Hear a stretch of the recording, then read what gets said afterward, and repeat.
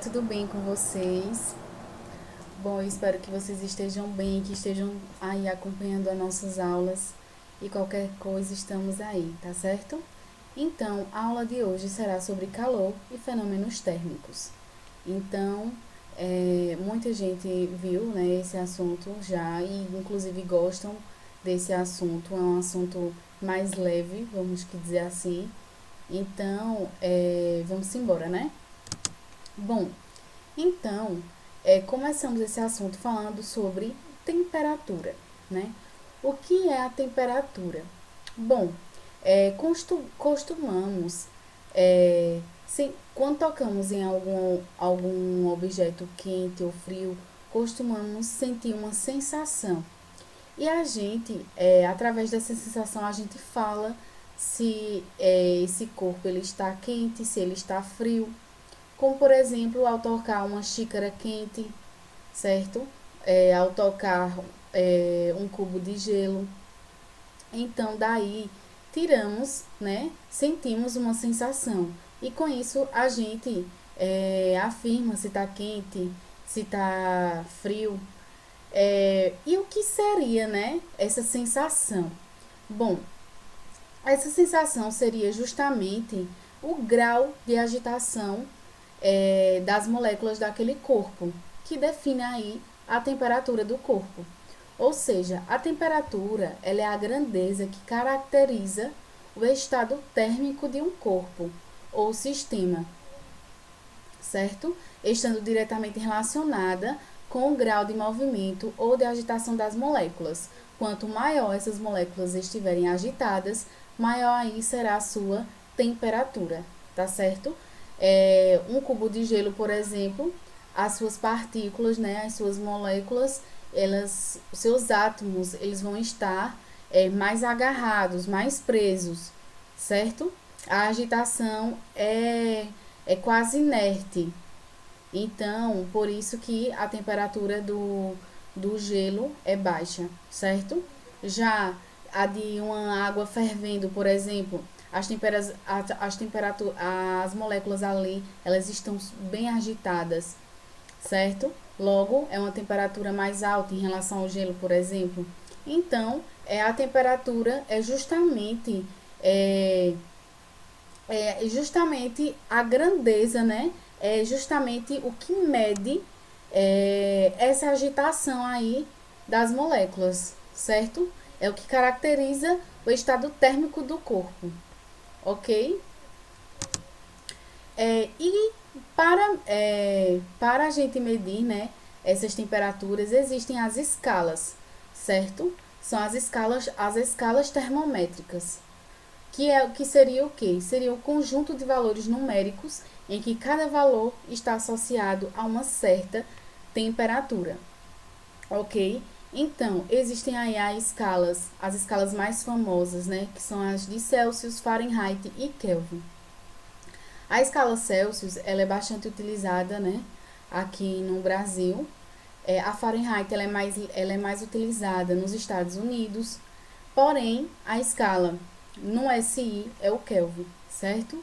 Então, as respostas de vocês para estarem no SI de temperatura, elas devem estar na escala Kelvin, ok?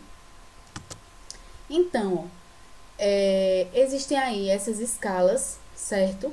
E eu vou ensinar para vocês como é que a gente consegue saber os valores. Por exemplo, vem um valor para você na escala Celsius e você aí vai ter que descobrir quanto é, né, esse valor na escala Fahrenheit, por exemplo, ou então na escala Kelvin, ou vice-versa, certo? Então vocês devem saber essas transformações. E também seria interessante, né, vocês também saberem esses valores aí, que é o ponto de fusão e o ponto de ebulição das escalas, para vocês chegarem já nas fórmulas através das escalas, certo? Não precisar decorar a fórmula, entender o que está acontecendo e, e chegar nos valores já através dessas escalas. Então vamos lá. Vê só, eu tenho aqui a escala Celsius, certo? Em que o ponto de fusão da escala Celsius é 0 graus. E na escala Fahrenheit, na escala Celsius, o ponto de ebulição é o de 100 graus, em 100, certo? Já na escala Fahrenheit, o de ebulição é 212 Fahrenheit e o ponto de fusão é 32. Na Kelvin é 373, o de ebulição, e 273, o de fusão, certo? Aí vê só, gente, isso em relação ao fluido água, certo? Aí vê só, se eu tenho aqui, sei lá, vamos dizer que eu tenho 50, certo? Eu tenho 50 aqui, 50 graus Celsius, certo? E eu quero saber quanto é esse valor na escala Fahrenheit. Então, você só basta fazer o seguinte, ó. Você faz 100, você vai pegar o ponto de ebulição da Fahrenheit menos o de fusão, que é 0. Da Fahrenheit não, gente, da Celsius. 100 menos 0, certo? Dividido por 50 menos 0,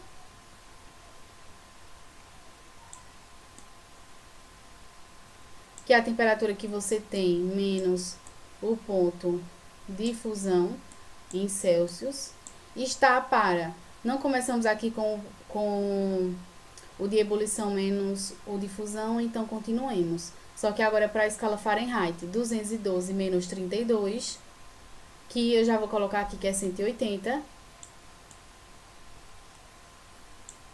porque é ruim de copiar aqui, mas em termos didáticos, vocês coloquem aí 212 menos 32, que é para vocês lembrarem depois. Dividido pelo valor que eu quero, né? Aqui não era 50, 50 tá aqui. Aí, ó, né, o valor que eu quero, vou colocar aqui, menos o ponto de fusão na escala Fahrenheit, que é 32, certo? Do mesmo jeito que eu fiz desse lado para a escala Celsius, eu estou fazendo para o outro lado, para a escala Fahrenheit, certo? Isso aqui é igual a meios pelos extremos, certo? Então, aqui vai ficar 100 menos 0, 100. Então, 100 vezes... Eu vou até colocar aqui entre parênteses para ficar mais didático. 100 vezes x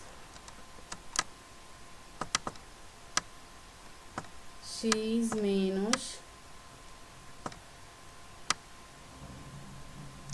32, certo? Isso aqui é igual a 180, 50 menos 0, 50, né? Então, vai ficar 180 vezes 50. 180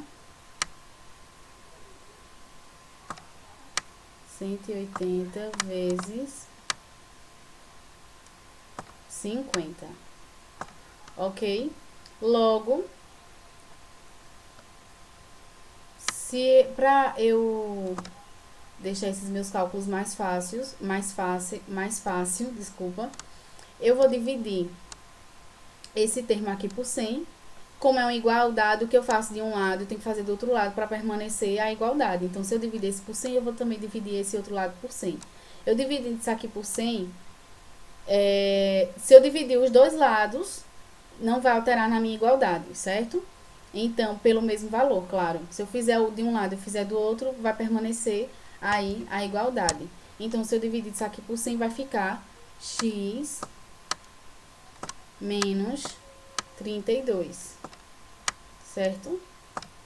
Igual a 1,8 vezes 50, certo? Logo, quem é x? X é igual a 1,8 vezes 50. O 32 está subtraindo, ele passa somando. Então, vai ficar 1,8 vezes 50 mais 32. A resposta vai ser 122. O que? Graus Fahrenheit. Bom, gente, e para você transformar de Celsius para Kelvin, faz essa mesma relação. De Fahrenheit para Kelvin também. Ou o caminho inverso, a mesma coisa. Agora, o que vocês... não sei se vocês já perceberam que em algumas questões sobre calorimetria, né, que vocês resolveram, muitas vezes os dados estavam na temperatura Celsius. E aí, vocês já pararam para pensar, porque mesmo quando a questão dizia que queria os resultados no SI, e você nunca fazia nenhuma transformação, mesmo com os dados na escala Celsius. Porque você sabe que no SI não é em Celsius que tem que estar a sua resposta da temperatura, e sim tem que estar em Kelvin. Vocês já pararam para pensar nisso? Bom, a resposta é que, ó, se vocês observarem aqui na escala Celsius e na escala Kelvin, o tamanho, vamos dizer assim, o tamanho dessa escala, ela é igual ao tamanho dessa escala Kelvin. Se você fizesse o ponto de ebulição menos o ponto de fusão, vai dar vai dar a mesma quantidade, certo? Vai dar o mesmo valor aqui e aqui. 100 menos 0, 100. 373 menos 273, 100. Então, isso quer dizer que essa escala, olha, observando aqui, ó. Eita. Isso quer dizer que, ó, essa escala, ó, elas possuem o mesmo tamanho, certo? Por isso que a variação em Celsius, a variação da temperatura em Celsius é igual à variação em Kelvin, certo? O que um aumenta em Celsius, aqui em Kelvin vai aumentar também, beleza? Por elas serem, por elas terem essas escalas, esses tamanhos iguais, né? Essa diferença é igual na escala. Beleza, gente? Espero que tenham ficado claro essa questão de escala para vocês. Sempre é importante, para não precisar vocês, para vocês não decorarem fórmula, vocês lembrem-se desses valores aqui. Sabendo desses valores, vocês conseguem fazer aí as transformações de qualquer temperatura, de Celsius para Fahrenheit, de Celsius para Kelvin, de Kelvin para Fahrenheit, de Kelvin para Celsius, certo? Aí, vê só, chegando aqui na parte da calorimetria, e começamos com o conceito de calorimetria, né? O que é a calorimetria? Então, ela é uma parte da física em que tem a função de estudar a quantidade de calor, certo? De um determinado corpo ou também sistema físico, certo? Então, a calorimetria, o nome já diz, ó, o nome já está dizendo calor, certo? Calor e metria. É justamente medir esse calor, certo, gente? Aí, vê só, fazendo um breve apanhado histórico, né, sobre o conceito de calor, o que se tinha lá por volta do século 17 e 18, por ali, é que Lavoisier, né, postulou sobre a história do calórico. Eles imaginavam que quando um corpo ele estava quente é porque ele tinha muito calórico. Quando um corpo ele estava frio, ele tinha menos calórico, certo? E quando um corpo era aproximado do outro, para meio que tentar o que eles viam, né, a respeito do equilíbrio, é que saía do corpo mais quente, ou seja, do corpo que tinha mais calórico. Esse calórico saía do corpo que era mais quente para um corpo mais frio. Para aí esse sistema, né, esses corpos se equilibrarem. Eles imaginavam isso na época, né? Isso foi aí postulado por Lavoisier. Lavoisier que falou sobre isso.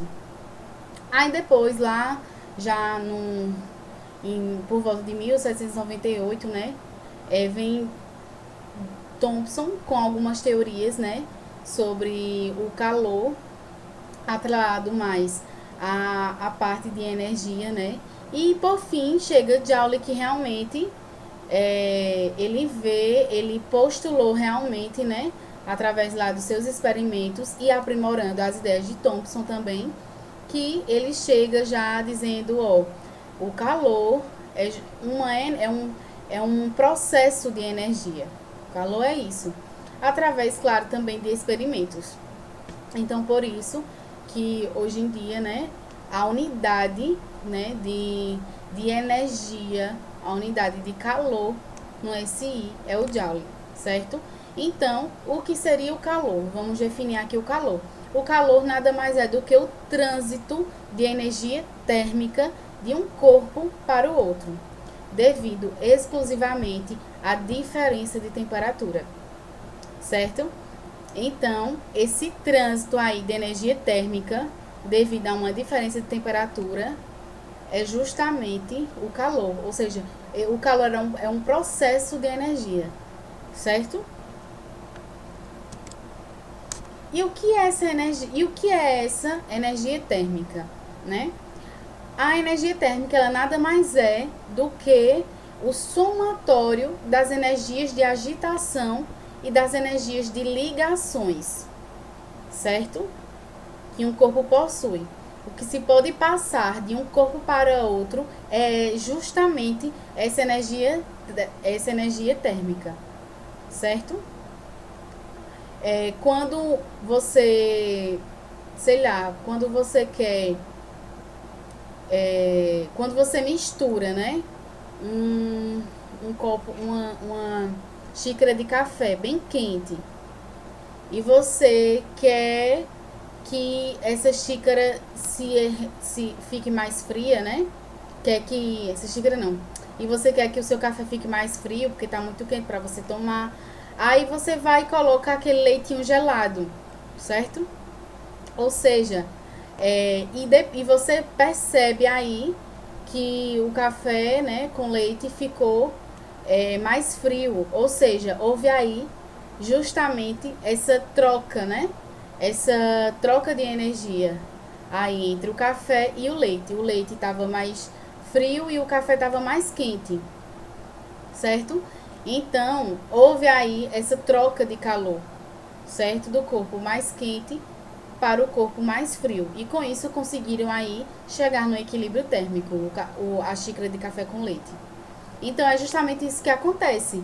E essa energia, né, que foi transferida de um corpo para o outro, é justamente a energia térmica. Beleza, gente? E o equilíbrio térmico é quando dois ou mais sistemas físicos estão em equilíbrio térmico entre si. Ou seja, quando as suas temperaturas são iguais, certo? É feito, eu falei aí, o exemplozinho do café com leite. Houve aí essa energia, né? Essa energia térmica que foi transferida do corpo mais quente para o corpo mais frio. Ou seja, isso é o calor, né? Houve essa troca de calor. E com isso conseguiram aí o equilíbrio térmico, ou seja, as suas temperaturas se igualaram, certo? O equilíbrio já está dizendo, as temperaturas no final do equilíbrio, né? Quando acontece, na verdade, o equilíbrio, essas temperaturas serão iguais. Então, na calorimetria, a unidade, né, no Sistema Internacional de Unidades é o Joule, certo?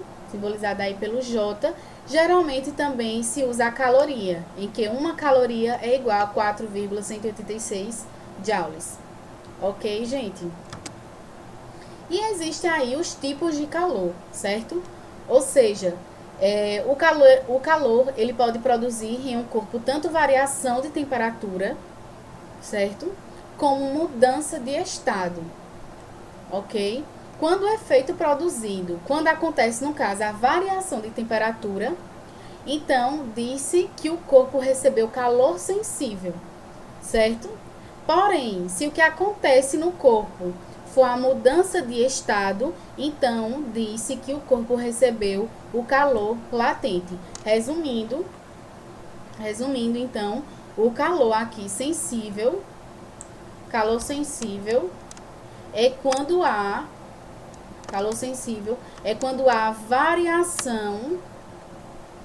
variação de temperatura, certo? Já o calor latente é quando há a mudança de estado físico, certo, gente? Ou seja, aqui nesse gráfico podemos perceber o quê? Certo? Aí na letra A, o que é que está acontecendo? Aí vai ser o calor latente ou o calor sensível? Aí vocês têm que pensar o quê? Né? Vocês têm que pensar o seguinte: ele está saindo do menos 20, aqui é o gráfico de temperatura em função do tempo, né? Ele está saindo de menos 20 graus Celsius para zero. Ou seja, minha temperatura não mudou? Mudou. Houve variação de temperatura. Se houve variação de temperatura, eu tenho o quê? O calor sensível, certo? Calor sensível. Ok, gente? E aqui, ó, no B, certo?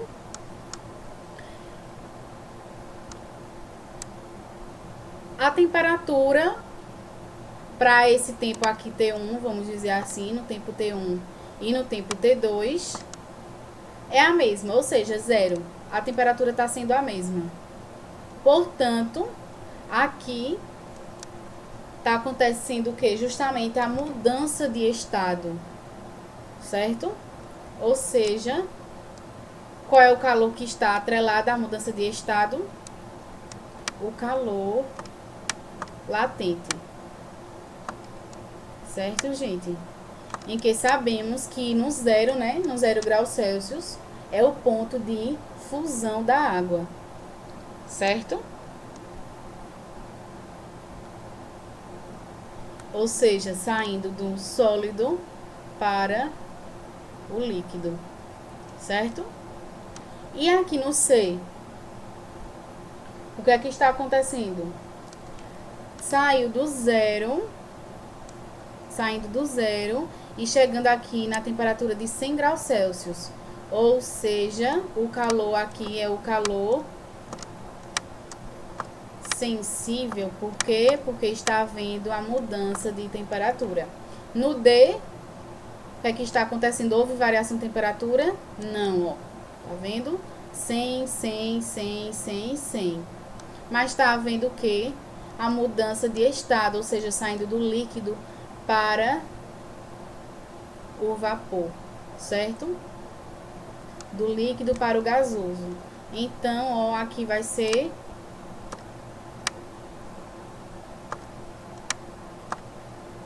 calor latente, certo? Aqui, ó, a temperatura está subindo, ou seja, saiu de 100 e foi para... está subindo, certo? Saiu de 100 e está variando, tá vendo? Tá subindo, subindo, subindo. Logo, houve variação de temperatura. Se houve variação de temperatura, o calor é o calor sensível. Eita. O calor é o calor sensível. Certo, gente? Aí, existem, né, as equações, né? As expressões matemáticas para que consigamos, né, calcular justamente esses calores, certo?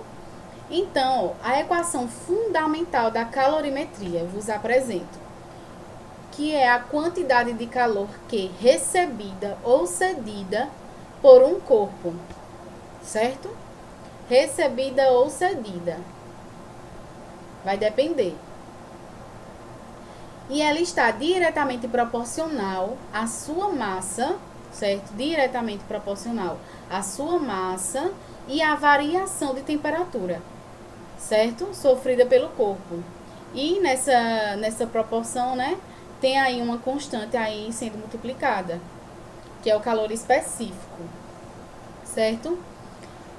Em que é o calor cedido ou recebido, que é justamente o calor sensível, né? Porque que calor é esse? É o calor sensível. Por quê? Porque está havendo a variação de temperatura, certo?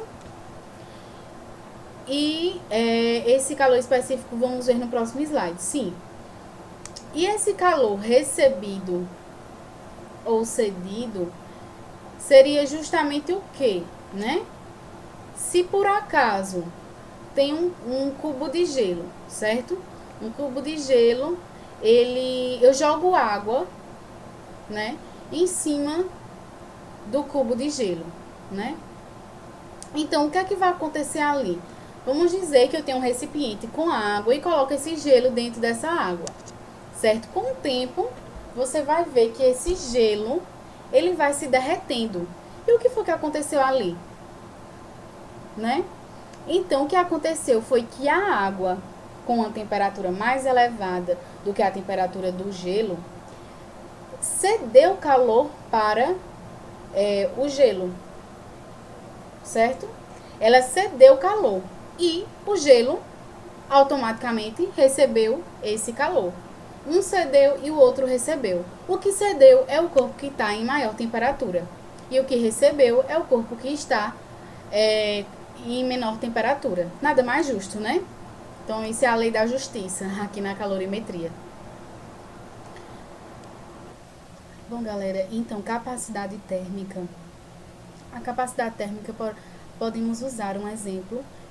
Se um material, que é o ferro, por exemplo, e ele está sujeito a uma chama, ele e também um recipiente com água, ambos possuem a mesma massa, estão aí recebendo aí a mesma intensidade, né, dessa chama.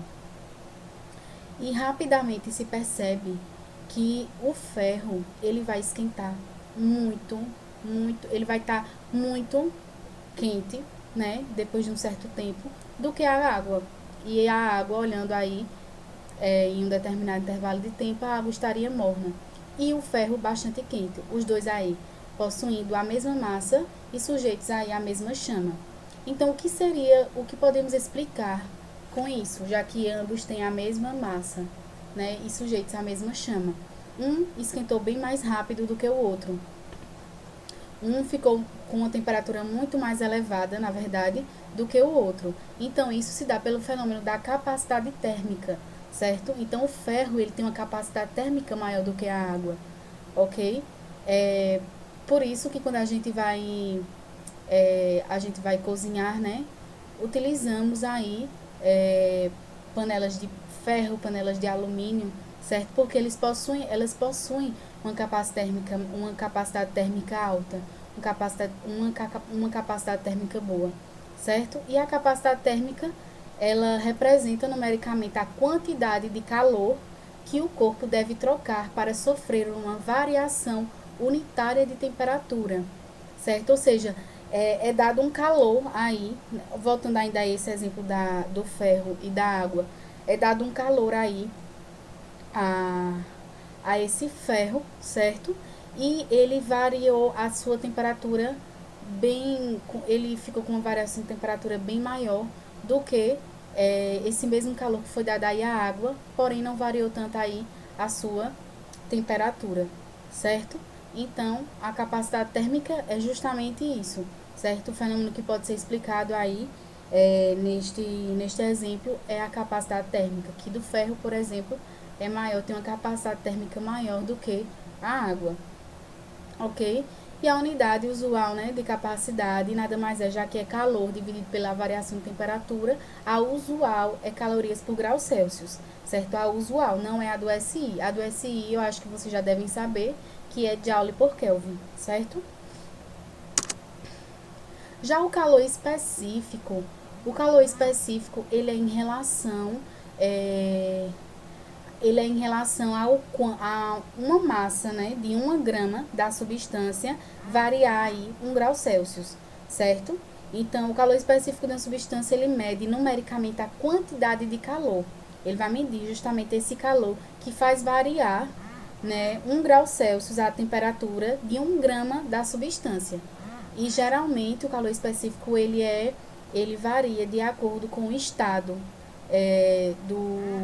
da substância. Ou seja, se no sólido ele tem um calor específico, no líquido, na forma líquida tem outro calor específico, certo?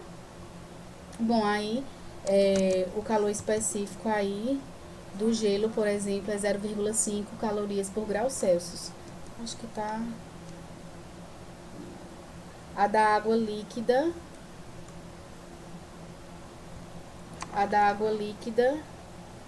é 1 calorias por grau Celsius, certo? E tem outra aqui também.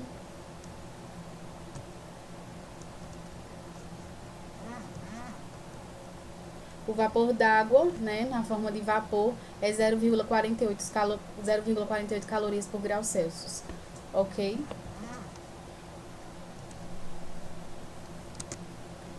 E o calor sensível, ele é dado pela equação fundamental da calorimetria, que eu expliquei no slide anterior, que é dado pela fórmula calor, né,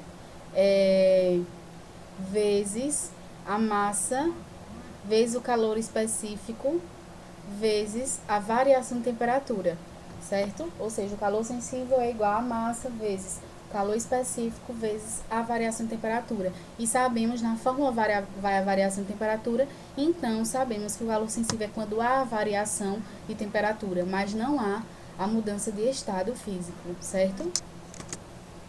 Já o calor latente é justamente o contrário. Não há variação de temperatura, pode ver que também na fórmula, na expressão matemática, não tem a variação de temperatura, porém é na mudança de estado físico, certo?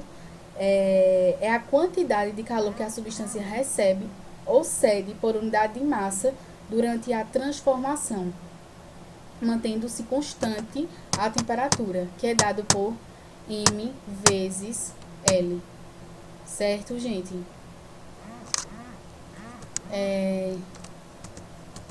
Em que esse L, ele é dado, geralmente na questão, né? Ele é dado, e o M é a massa, certo? Aí, vê só, revisando aqui, né? Sobre essas transformações, né? Dos estados físicos. Então, esse esqueminha aí, a gente tá bem claro, né? Se você sai do sólido para o líquido, certo? Saindo do sólido para o líquido, ocorre a fusão, ok? Se eu saio do líquido para o sólido, o contrário, eu tenho aí a solidificação, certo? E se eu saio do sólido para o gasoso, existe aí a sublimação, certo? Que é um exemplo claro a naftalina, né? O de sublimação. Sai do sólido para o gasoso. E do gasoso para o sólido, tem aí a ressublimação, certo? E se eu saio do líquido para o gasoso, eu tenho a vaporização. Se eu saio do gasoso para o líquido, eu tenho aí a condensação ou liquefação. Beleza?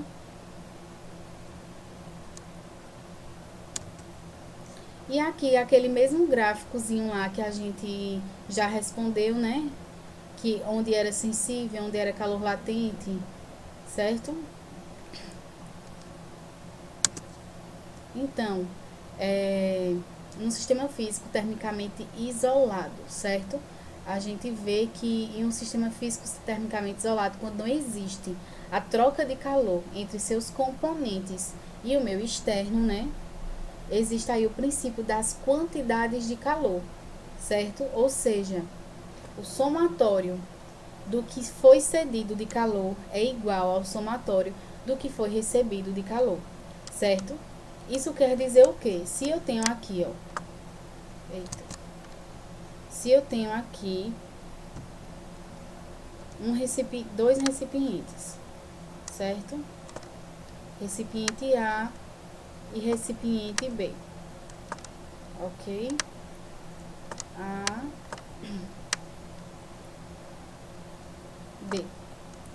Vamos dizer que esse aqui, o recipiente A, está mais quente do que o recipiente B. E eles estão em um sistema, certo? Fisicamente isolados, ok? Aí vamos dizer que esse aqui está mais quente e esse aqui está mais frio. Então, o que está mais quente vai ceder calor para o recipiente que está mais frio, certo? Se eu tenho muito, eu dou, eu cedo, certo? Então, ó, vamos dizer que ele doou aqui. Vamos dizer que ele doou 30 joules, certo? De calor. Se ele doou, ou seja, foi cedido, certo? Se ele doou 30 joules de calor, esse aqui recebeu 30 joules de calor, certo? Logo, ele recebeu 30 joules de calor. Então, esse princípio das quantidades de calor, ele está basicamente dizendo isso, certo? Ou então, sei lá, aqui são várias partículas, certo? Em um recipiente só. Aí vamos dizer que, sei lá, eu joguei outras partículas aqui dentro, outras partículas mais quentes. Quando essas partículas mais quentes, elas se chocaram, né, com as partículas mais frias, as quentes foram cedendo calor para as mais frias, certo? Se por acaso, nesse recipiente aqui todinho, se por acaso as quentes, vamos dizer que 3 partículas quentes doaram cada uma 3 joules, a outra 2 joules, a outra 5 joules. Para as mais frias, né, doaram para as mais frias. Então, elas receberam 3, 2 e 5, certo? Ou seja, a quantidade que foi cedida tem que ser igual à quantidade que foi recebida, certo? É isso que está querendo dizer. Aqui, ó, aonde tem a temperatura maior, certo? Vai haver o equilíbrio térmico, como aonde tem a temperatura maior vai ceder calor para aonde está com temperatura menor, certo? E essa energia de transição é justamente o calor, certo? Para aí alcançar o equilíbrio térmico, ou seja, ambos com a mesma temperatura. Os tipos de propagação de calor. Existem os tipos de propagação de calor que são chamados de condução, convecção e radiação. Geralmente, esses tipos de propagação de calor caem sim na prova do Enem, tá, gente? Bom, gente, e aqui na condução, né? O calor ele é transferido de uma extremidade para outra por meio de agitação molecular. Ou seja, pegando aí um bastão de metal, certo? E você o submeter, por exemplo, aí a uma chama em uma extremidade, rapidamente a outra extremidade vai estar aquecida também. Por quê? Por conta justamente da agitação molecular que fez essa propagação aí do calor. Uma molécula começou a agitar a do lado, a do lado, a do lado e por aí foi. Ou seja, houve aí essas moléculas conduziu esse calor de uma extremidade para a outra. Esse é chamado o fenômeno da condução, ok? Já na convecção quando consiste no transporte de energia térmica de uma região para outra por meio do transporte de matéria, ou seja, que ocorre somente em fluidos, certo? E, por exemplo, né, o ar, quando está mais quente, certo? Quando está mais quente, um fluido ele tende ao quê? A diminuir a sua densidade, certo? Diminuindo a densidade, ele vai para uma região mais baixa, certo? Do que um ar frio que está mais denso, certo? Então, o ar frio ele tende a subir. Então, justamente essas trocas de transporte, no caso, né, dessa matéria que seria o ar, né, essa massa, por exemplo, de ar que acontece, né, esse fenômeno é justamente chamado fenômeno da convecção, certo? Ou seja, é justamente essa troca, né? O ar mais frio, mais denso, ele vai subir, certo? O ar mais quente, menos denso, ele vai descer, ok? E é por isso, né, que ocorre aí o chamado fenômeno da convecção, tá ok? Bom, e na radiação é o processo de transferência de calor através de ondas eletromagnéticas, certo?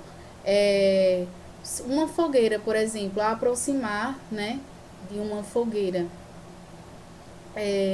ocorre aí essa irradiação, né, de ondas eletromagnéticas da fogueira. E também tem esse exemplo da fogueira, por exemplo, né? E tem também o exemplo do Sol, certo? Que irradia, né? Tem através aí dessas ondas eletromagnéticas que o Sol ele libera, certo? E uma característica da irradiação é que não há transporte de matéria, nem a necessidade de existir um meio material, certo? Até porque as ondas eletromagnéticas do Sol, por exemplo, né, elas chegam até a Terra. Então, elas estão aí se propagando, né? São uma onda eletromagnética e ela se propaga no vácuo, certo? E chegamos aqui nos fenômenos de dilatação térmica, certo? Existe a dilatação linear, a dilatação superficial e a dilatação volumétrica. Na dilatação linear, o que é que ocorre, né, no fenômeno da dilatação? Quando algo está submetido a uma variação de temperatura, né, pode haver aí uma dilatação, né, nesse objeto, certo? Eu já vi uma reportagem falando que a Torre Eiffel, né, lá de Paris, ela possui uma altura, né? Ela possui um comprimento em uma dada estação do ano e em outra estação do ano, na mais quente, por exemplo, na estação do ano mais quente, né, no verão, ela fica com uma altura maior, ela fica com um comprimento maior. Então, o que ocorre é justamente essa dilatação, acontece justamente essa dilatação na Torre Eiffel, né? Em que ela é submetida aí a uma temperatura mais alta e aí, com isso, ocorre a dilatação, né? Ou seja, aumentou aí o seu volume, seria uma dilatação volumétrica, por exemplo. Então, na dilatação linear, certo? É dada em uma direção, certo? Como se fosse uma chapa. Analisando aí uma chapa, né? Você vê que ela saiu de um L0, certo? E para um L, ou seja, dilatou ΔL, certo? E quanto é justamente o valor da dilatação, o ΔL? Vai ser dado por alfa vezes o comprimento inicial, né, da chapa, da barra, por exemplo, vezes a variação de temperatura. Isso aqui é o coeficiente de dilatação linear, certo?